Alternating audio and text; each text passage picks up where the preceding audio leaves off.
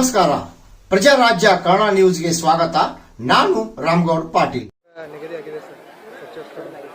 ಮಣ್ಣು ಅಂದರೆ ಯಾವಾಗ? 10 ದಿನದಿಂದ ಸರ್. ಸುಮಾರು 10 ದಿನಗಳ ಹಿಂದೆ ಡೆಲ್ಲಿಗೆ ಹೋದದ್ದು ನಿಜ. ಅಲ್ಲಿ ಕೇವಲ ಮಂತ್ರಿ ಆಗಬೇಕು ಅನ್ನೋ ಲಾಬಿ ಮಾಡಲಿಕ್ಕೆ ಹೋದದ್ದಲ್ಲ, ಬೇರೆ ಬೇರೆ ಕಾರ್ಯಗಳ ನಿಮಿತ್ತವಾಗಿ ಹೋಗಿರ್ತಕ್ಕಂಥದ್ದು. ಆ ಸಂದರ್ಭದಲ್ಲಿ ಮಾನ್ಯ ಈಗಿನ ಮುಖ್ಯಮಂತ್ರಿಗಳು ಮತ್ತು ಹಿಂದಿನ ಮುಖ್ಯಮಂತ್ರಿಗಳು ಡೆಲ್ಲಿಗೆ ಬಂದಿರೋದ್ರಿಂದ ಅವರಿಗೆ ಸಹಜವಾಗಿ ಭೇಟಿ ಆಗ್ತಕ್ಕಂಥದ್ದು ನಮ್ಮ ಕರ್ತವ್ಯ ಮತ್ತು ಜವಾಬ್ದಾರಿ. ಭೇಟಿಯಾಗಿ ಬಂದಿದ್ದೀವಿ.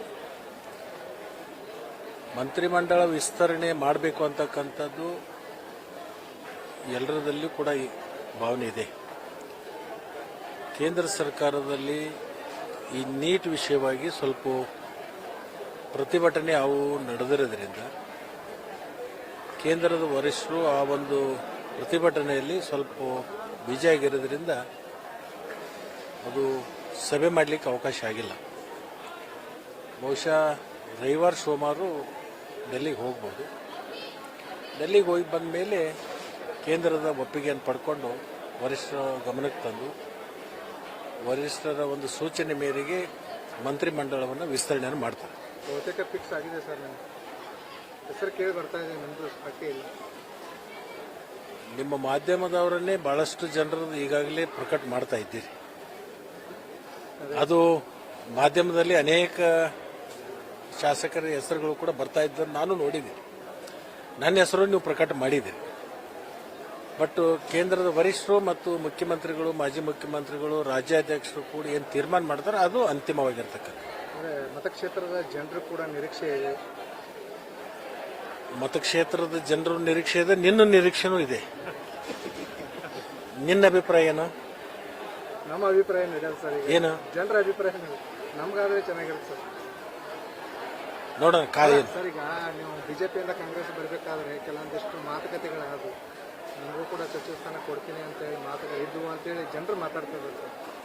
ಜನರು ಮಾತಾಡ್ತಾ ಇದ್ದಾರೆ. ನಾವೇನು ಮಾತಾಡಿದ ನಿನಗೆ ಗೊತ್ತಿಲ್ಲಲ್ಲ, ಜನರಿಗೂ ಗೊತ್ತಿಲ್ಲಲ್ಲ. ಜನರಿಗೆ ಬೇಕಾಗಿರೋದು ಅದೇ ಸರ್. ಈಗ ಏನು ಸಿಗ್ಬೋದಾ ಶಾಸಕರಿಗೆ ಸಚಿವ ಸ್ಥಾನ?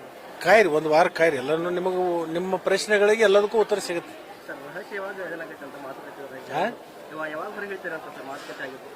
ಯಾವುದು ಸಚಿವ ಸ್ಥಾನ ಅಥವಾ ಏನು ಡಿಮ್ಯಾಂಡ್ ಮಾಡಿದರೆ ಗೌಪ್ಯವಾಗಿ ಮಾತಾಡಿದ ಗೌಪ್ಯ ಅನ್ನೋದು ಹೆಸರು ಇರುತ್ತೆ, ಅದಕ್ಕೋಸ್ಕರ ಅದು ಹೊರಗಡೆ ಹೇಳಕ್ಕಲ್ಲ. ಅದು ಗೌಪ್ಯ ಅನ್ನೋದ್ರ ಅರ್ಥ ಏನು?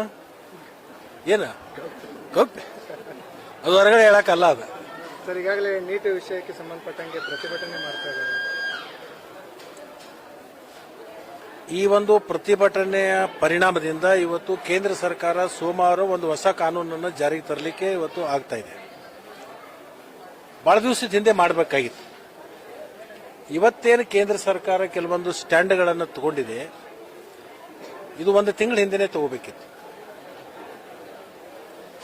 ಈ ಬಿಸಿ ಈಗ ತಟ್ಟಿರೋದ್ರಿಂದ ಇದನ್ನೊಂದು ತಗೊಂಡ್ರು ಅಂತ ನನಗೆ ಅನಿಸುತ್ತೆ. ಯಾವಾಗ ಒಂದು ಸುಮಾರು 20-21 ಜನ ವಿದ್ಯಾರ್ಥಿಗಳು ಆತ್ಮಹತ್ಯೆ ಮಾಡ್ಕೊಂಡ್ರಲ್ಲ, ಇದರ ತೀವ್ರತೆ ಅವಾಗ ಅರ್ಥ ಮಾಡ್ಕೋಬೇಕಾಗಿತ್ತು.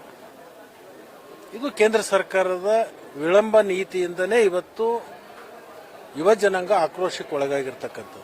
ನಿನಗೆ ಅನ್ಯಾಯ ಆದಾಗ ಅನ್ಯಾಯವನ್ನು ತಕ್ಷಣಕ್ಕೆ ನಾವು ಸರಿ ಮಾಡದೇ ಇದ್ರೆ ನಿನ್ನಲ್ಲಿ ಆಕ್ರೋಶ ಪ್ರಾರಂಭ ಆಗುತ್ತೆ. ಸರ್ ಎಲ್ಲೊಂದ್ ಕಡೆ ಆಕ್ರೋಶ ಆದ್ಮೇಲೆ ಇವ್ರು ಎಚ್ಚರಿಕೊಳ್ತಾರೆ ಸರ್. ಇದನ್ನ ನಾನು ಹೇಳ್ಬೇಕಾ? ಇದನ್ನ ಇಡೀ ದೇಶನೇ ಮಾತಾಡ್ತಾ ಇದೆ, ನಾನೊಬ್ಬನೇ ಹೇಳ್ತಾ ಇಲ್ಲ. ಈ ವಿಳಂಬ ಆಗಿರೋದ್ರಿಂದನೇ ಈ ಆಕ್ರೋಶ ಎತ್ತು ಆಕ್ರೋಚಿಗಳು ಬಂದವು, ಕಾಕ್ರೋಚ್ಗಳು. ಹೌದಿಲ್ಲ? ಇದು ತಕ್ಷಣಕ್ಕೆ ಈ ಕ್ರಮ ತಗೊಂಡಿದ್ರೆ ಯಾರು ಆತ್ಮಹತ್ಯೆ ಮಾಡ್ಕೊಂಡಿದ್ರು ಅವರಿಗೆ ₹1 ಕೋಟಿ ಪರಿಹಾರ, ಯಾರು ಇದರಲ್ಲಿ ಶಾಮೀಲಾಗಿದ್ದಾರೆ ಅವರಿಗೆ ತಕ್ಷಣ ಅವರನ್ನು ಬಂಧಿಸಿ ಅವರನ್ನು ಜೈಲಿಗೆ ಹಾಕಿ ತನಿಖೆ ಮಾಡಿ ಕಠಿಣವಾಗಿರ್ತಕ್ಕಂಥ ಶಿಕ್ಷೆಯನ್ನು ಕೊಡ್ತಕ್ಕಂಥದ್ದು ತಕ್ಷಣಕ್ಕೆ ಅವತ್ತೇನು ಮಾಡಿದ್ರೆ ಈ ಪರಿಣಾಮವನ್ನು ಎದುರಿಸ್ತಕ್ಕಂಥ ಸಂದರ್ಭ ಕೇಂದ್ರ ಸರ್ಕಾರಕ್ಕೆ ಬರ್ಲಿರ್ಲಿಲ್ಲ ಅಂತ ಹೇಳಿ ನನ್ನ ಭಾವನೆ.